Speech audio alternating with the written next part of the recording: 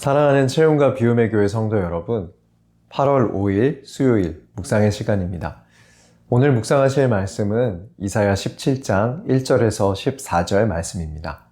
우리 한 목소리로 봉독하시겠습니다. 다메섹에 관한 경고라. 보라, 다메섹이 장차 성읍을 이루지 못하고 무너진 무더기가 될 것이라. 아로엘의 성읍들이 버림을 당하리니 양무리를 치는 곳이 되어 양이 눕되 놀라게 할 자가 없을 것이며, 에브라임의 요새와 다메섹 나라와 아람의 남은 자가 멸절하여 이스라엘 자손의 영광같이 되리라. 만군의 여호와의 말씀이니라.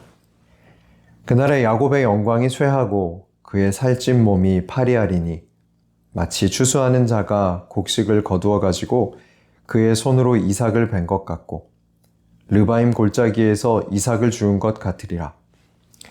그러나 그 안에 주울 것이 남으리니 감람나무를 흔들 때에 가장 높은 가지 꼭대기에 과일 2-3개가 남음 같겠고, 무성한 나무의 가장 먼 가지에 4-5개가 남음 같으리라. 이스라엘의 하나님 여호와의 말씀이니라.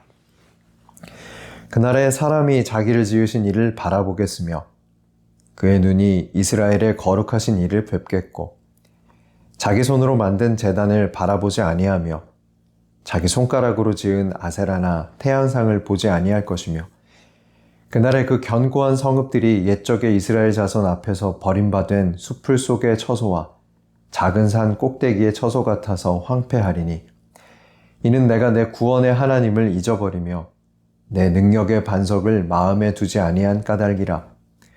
그러므로 내가 기뻐하는 나무를 심으며 이방의 나뭇가지도 이종하는도다.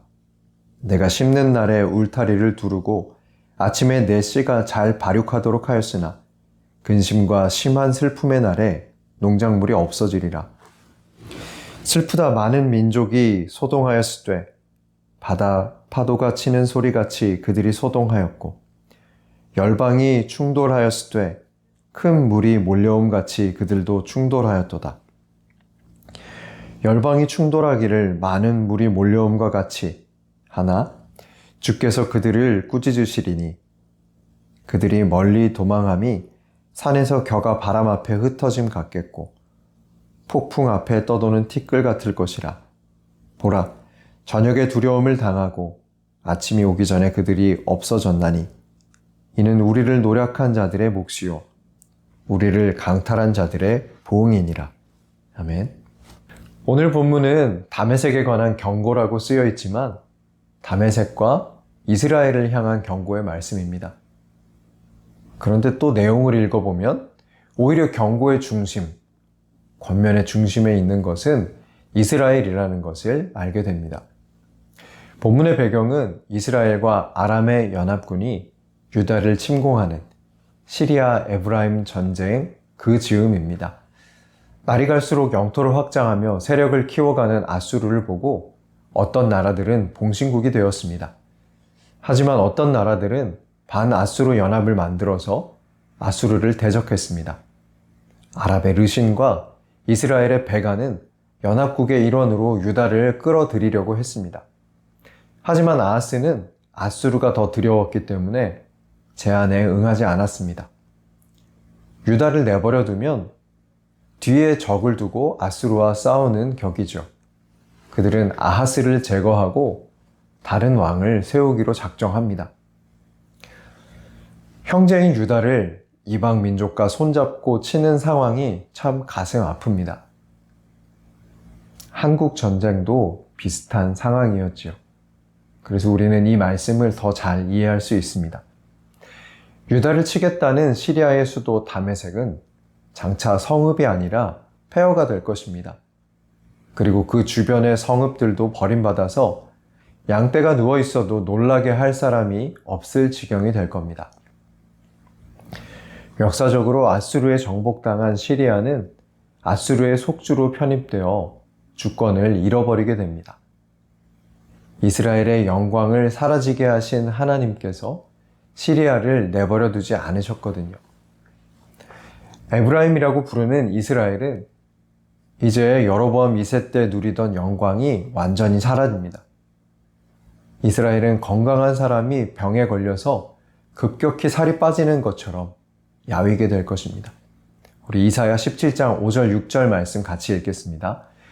마치 추수하는 자가 곡식을 거두어 가지고 그의 손으로 이삭을 벤 것 같고 르바임 골짜기에서 이삭을 주운 것 같으리라.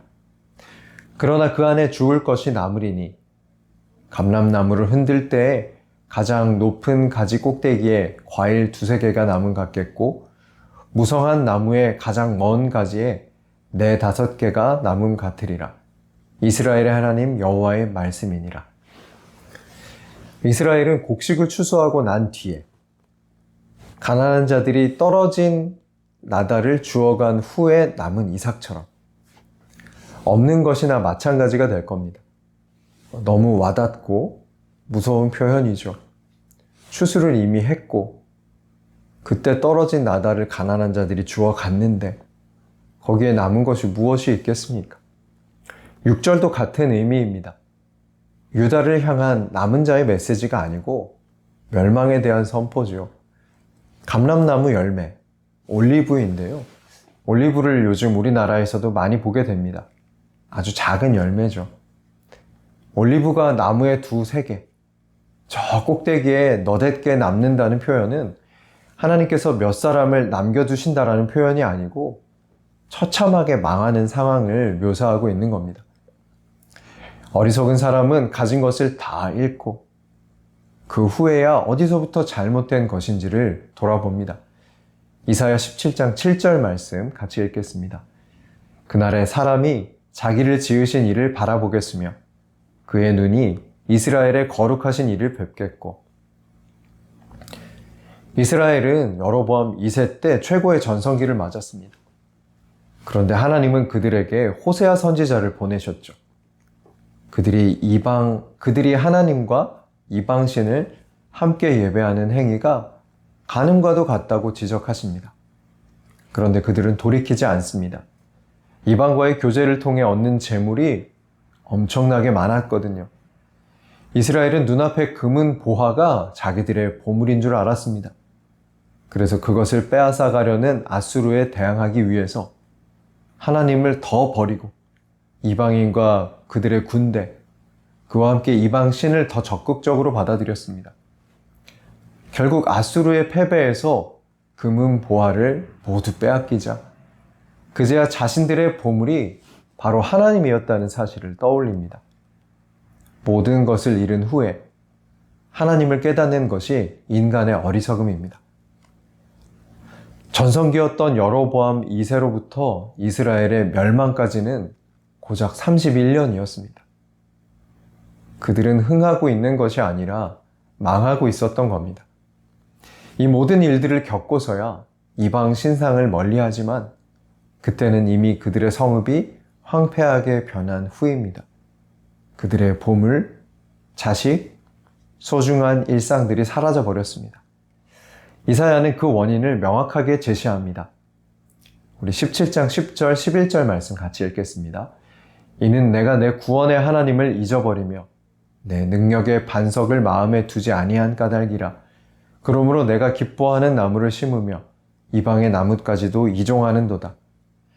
내가 심는 날에 울타리를 두르고 아침에 내 씨가 잘 발육하도록 하였으나 근심과 심한 슬픔의 날에 농작물이 없어지리라. 이스라엘은 자신의 구원의 하나님을 잊었습니다. 능력의 반석을 잊었습니다.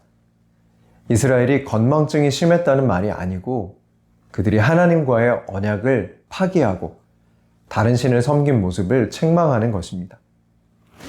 이방의 나뭇가지를 심고 잘 자라게 했지만 열매가 없다는 표현은 이방신 아도니스를 섬기는 장면으로 해석하는 학자들이 많이 있습니다. 아도니스는 식물의 신입니다. 그 신을 애도하고 기념하는 방식이 있었죠. 화분이나 그릇에 씨앗을 심어서 빠르게 싹을 틔우게 하는 겁니다.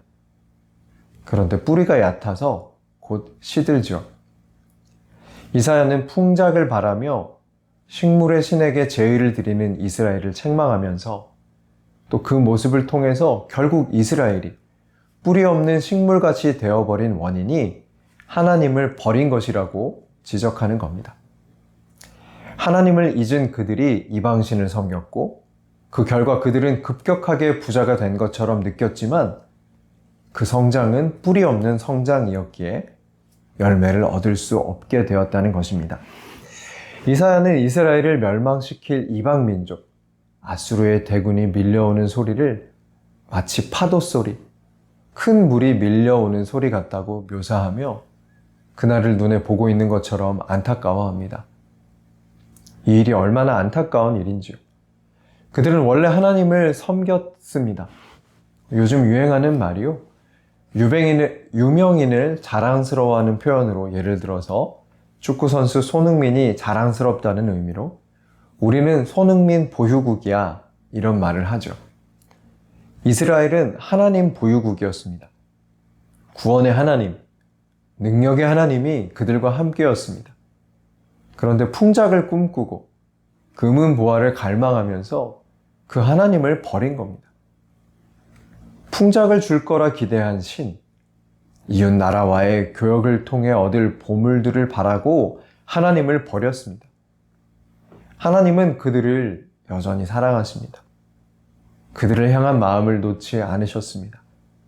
하나님은 이스라엘이 다시 하나님을 찾을 때 그들을 만나 주실 겁니다. 하지만 그들이 하나님을 버린 대가는 치른 후가 될 것입니다. 하나님은 이스라엘을 치는 거대한 물결, 아수르를 꾸짖으십니다. 그들은 물처럼 몰려왔다가 하루아침에 없어질 것입니다. 하나님은 이스라엘을 약탈한 이들이 그것으로 배불리도록 두지 않으십니다. 이스라엘의 모습을 보면서 정말 놀랍게 우리의 삶과 일치하는 부분을 발견합니다. 하나님을 믿는 우리가 하나님을 잃어버리는 과정입니다. 하나님과 함께 한다는 사실이 사실 우리에게 모든 것이 되는 복인데 우리는 그 복을 보지 못하고 다른 사람의 재물, 다른 사람의 건강, 다른 사람의 능력 같은 것들을 보고 그것을 얻기 위해 하나님을 조금씩 내려놓습니다. 하나님의 정의를 내려놓고 우리의 정의를 세우며 정당성을 부여하며 하나님을 조금씩 떠납니다. 마치 손 안에 있는 보물을 버리고 반짝이는 사탕이나 탐하는 어리석음이죠. 그런데 그 어리석음으로 인해서 망한 우리가 하나님을 다시 보게 됩니다. 모든 것을 잃어버린 자리에서 하나님을 다시 찾게 됩니다. 왜냐하면 하나님을 버린 우리에게 하나님이 다시 오시기 때문입니다. 하나님의 은혜입니다. 사랑하는 채움과 비움의 교회 성도 여러분, 이런 일들을 반복하지 않기 위해서 우리의 기억력이 중요합니다. 하나님이 나의 이 어지러운 인생의 유일한 구원자이시다. 어려울 때 피할 반석이 되시고 나의 능력이 되신다. 그러니 뿌리가 없는 것들, 있다가 사라지는 것들과 하나님을 바꾸는 것은 어리석은 일이다. 이것을 항상 기억합시다. 그래서 하나님의 은혜 안에 영원히 머무르는 저와 여러분들 되시기를 축복합니다. 다음 묵상의 시간에 뵙겠습니다.